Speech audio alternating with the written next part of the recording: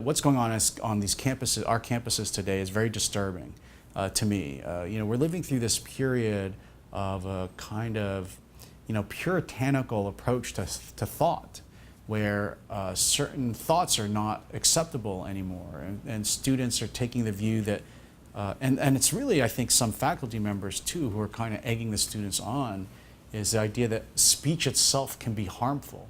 And so if someone hears something offensive that they don't like, they've actually been harmed just as much as they've been physically attacked. I think this is a very destructive idea. I think it's quite wrong. And if you really implemented it, it would ruin what made our American universities the best ones in the world, which is free inquiry and free debate. I mean, the only place I remember where universities were not allowed to study certain subjects was the Soviet Union, right?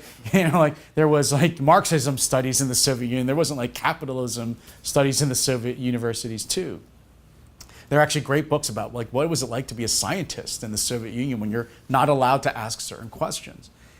Obviously, if we want to ruin our university system and miseducate a whole generation of students, that's the way to go, is to say there are certain subjects and topics you're not allowed to debate and talk about.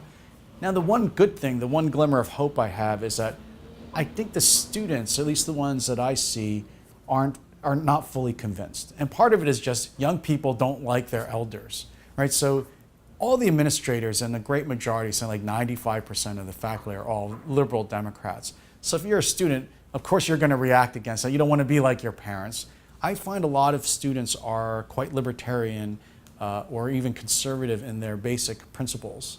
And it's actually, they struggle against this kind of orthodoxy that we're seeing on campus. So my hope is actually that's going to be the students who read on their own, who see and listen to speakers and make up their own minds, who are going to resist this kind of indoctrination that we're seeing on campus, that there's only one right way to think and that certain ideas are valid and certain ideas are invalid. But I'm really disturbed by this. I think this is a serious cultural, as you said, it's really a cultural problem, but it's behind a lot of the debates we have about policy. Be sure to check out John's book, Striking Power: How Cyber, Robots, and Space Weapons Change the Rules of War.